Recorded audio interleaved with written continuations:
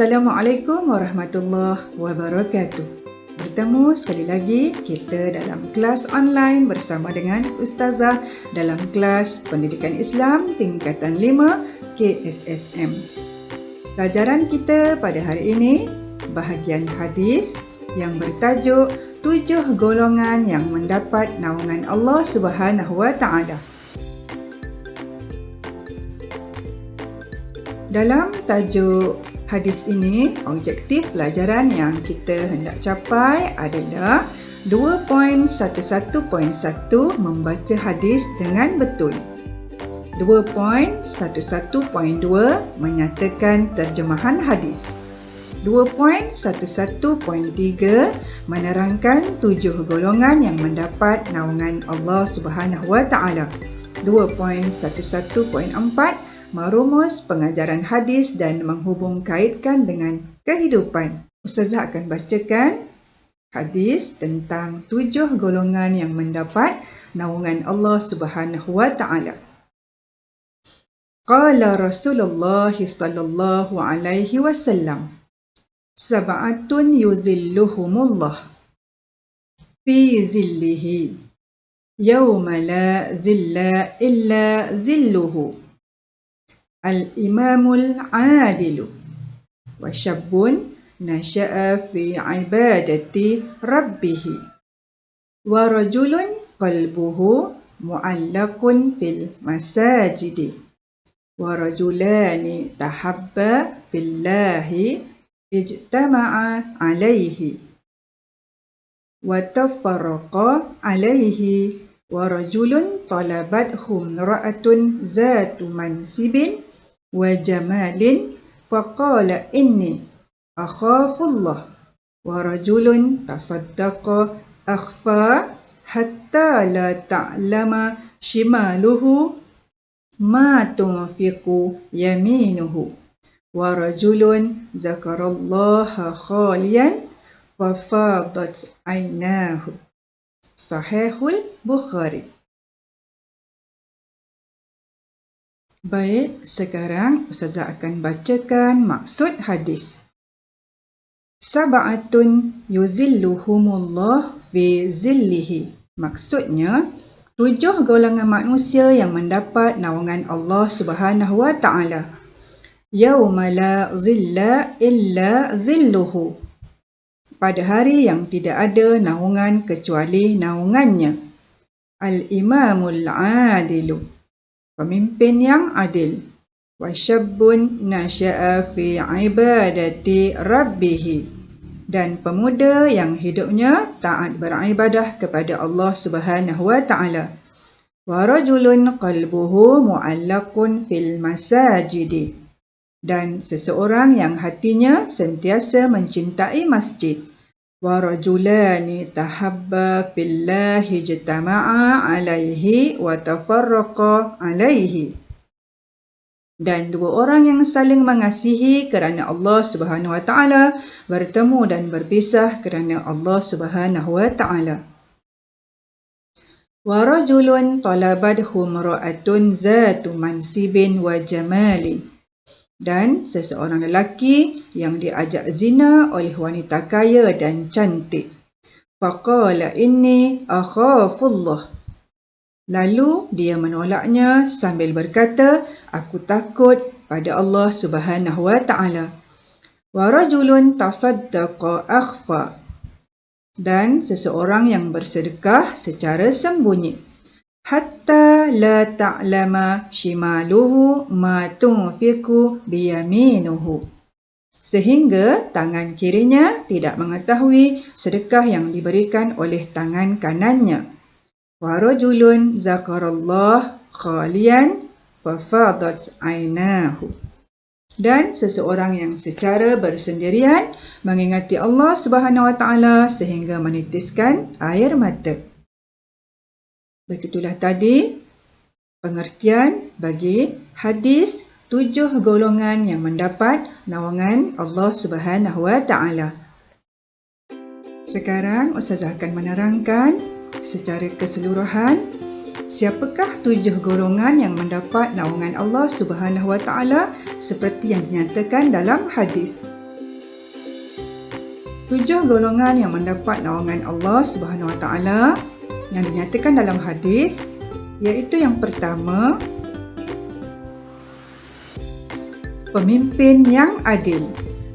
Yang kedua, dinyatakan dalam hadis, pemuda yang hidupnya taat beribadah kepada Allah Subhanahu Wa Taala. Yang ketiga, seseorang yang hatinya sentiasa mencintai masjid. Yang keempat, 2 orang yang saling mengasihi kerana Allah Subhanahu Wa Taala, bertemu dan berpisah kerana Allah Subhanahu Wa Taala. Golongan yang kelima, seseorang yang membenci perbuatan maksiat kerana takut kepada Allah Subhanahu Wa Taala.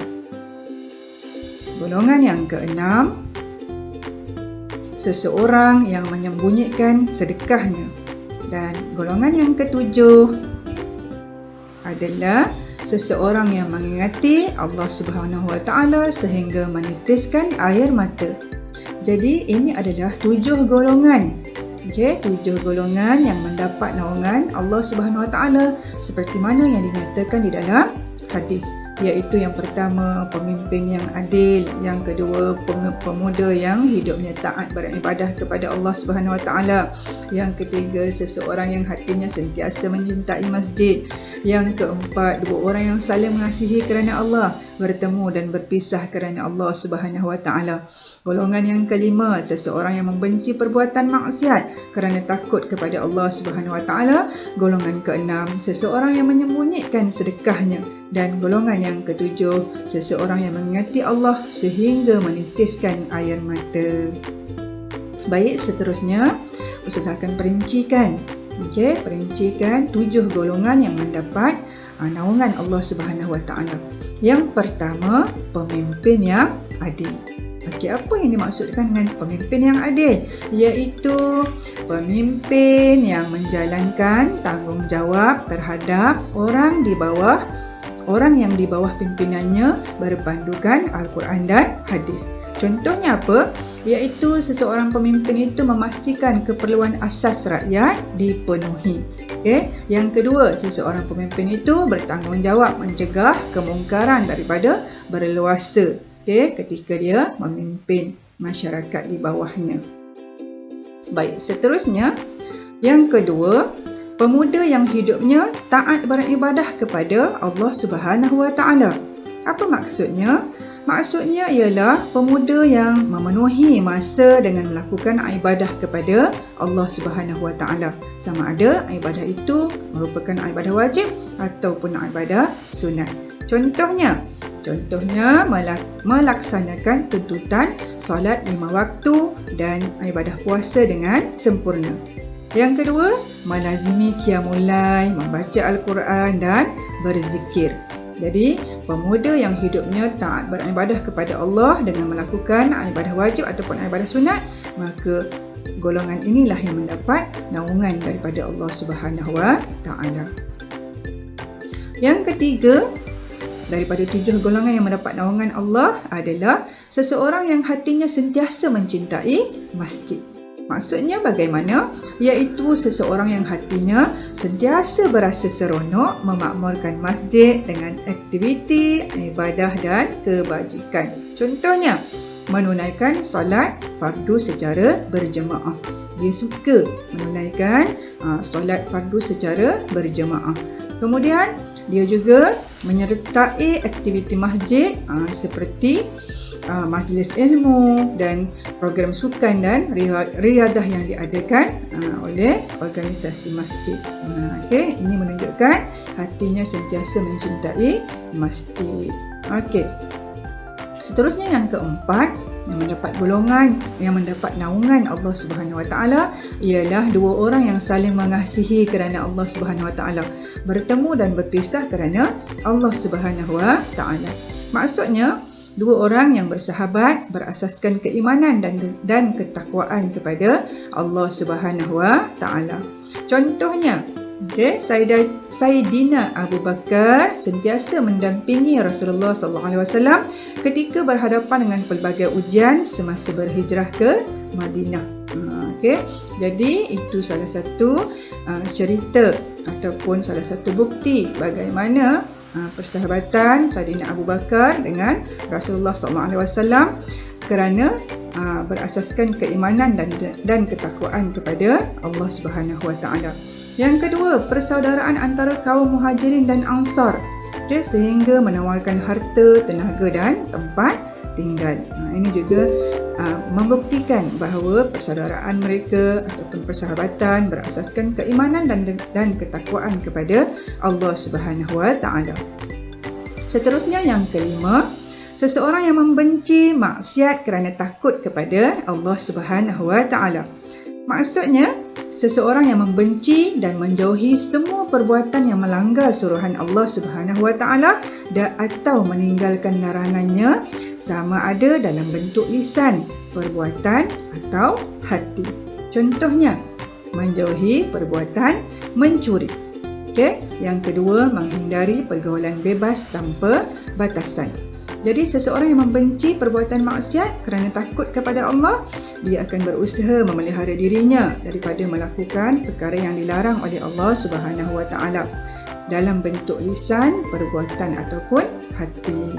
Okey, seterusnya yang keenam, seseorang yang menyembunyikan sedekahnya. Okey, maksudnya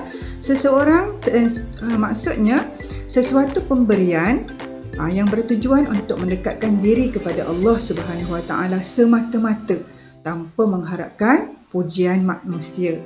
Contohnya, memberi sumbangan keuangan secara perbankan dalam talian.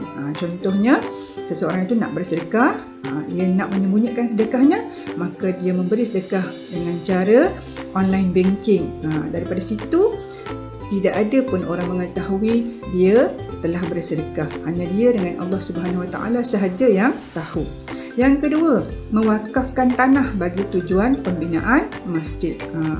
Contohnya seseorang itu, dia nak buat sedekah, dia pun mewakafkan tanahnya tanpa memberitahu orang ramai. Dia buat secara sembunyi. Jadi golongan ini adalah golongan yang akan mendapat naungan Allah Subhanahu Wa Taala.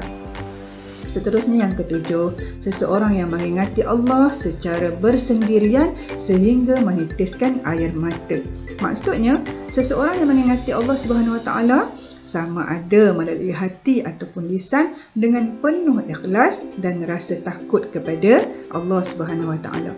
Contohnya, beristighfar dengan mengharapkan keampunan Allah sehingga mengalir air mata mengenangkan dosa yang dilakukannya.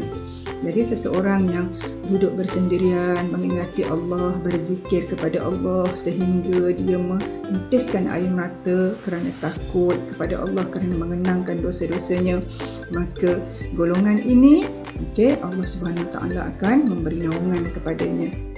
Okey, sekarang kita akan masuk pula pengajaran hadis. Okey. Daripada hadis ini, pengajaran yang dapat kita ambil yang pertama adalah kita hendaklah berlaku adil dalam setiap tindakan kerana sikap tersebut merupakan suruhan Allah Subhanahu Wa Taala. Yang kedua, kita hendaklah memanfaatkan usia muda dengan mendekatkan diri kita kepada Allah Subhanahu Wa Taala.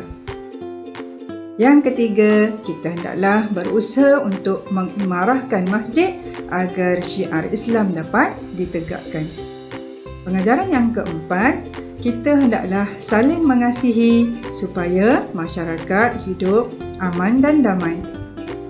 Pengajaran yang kelima, kita hendaklah menjauhi perbuatan maksiat agar selamat daripada kemurkaan Allah Subhanahu Wa Taala. Pengajaran yang keenam, kita hendaklah memperbanyakkan sedekah kerana amalan tersebut dapat menyucikan harta. Dan pengajaran yang ketujuh, kita hendaklah sentiasa mengamalkan zikrullah kepada Allah agar jiwa kita sentiasa tenang. Okey, begitulah 7 pengajaran yang boleh kita ambil daripada hadis yang kita pelajari pada hari ini.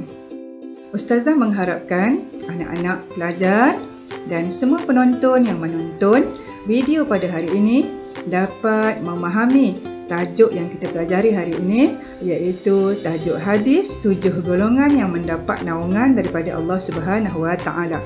Semoga Allah memberikan hidayah, inayah dan taufik kepada kita untuk mengamalkan 7 perkara ini agar kita dapat mengamalkan dalam kehidupan seterusnya, kita tergolong dalam golongan yang mendapat naungan Allah Subhanahu Wa Taala. Segala yang baik datangnya daripada Allah, segala kekurangan datang daripada kelemahan ustazah sendiri. Maka ustazah mohon maaf andai ada kata yang salah diperkatakan dalam pengajaran tadi. Jadi ustazah mengucapkan terima kasih kerana sudi menonton. Semoga bermanfaat dan selamat beramal. Sudilah kiranya menekan button subscribe sebagai sokongan kepada ustazah dan semoga kita dapat bertemu lagi pada pelajaran yang akan datang. Sekian, wabillahi taufiq wal hidayah. Assalamualaikum warahmatullahi wabarakatuh.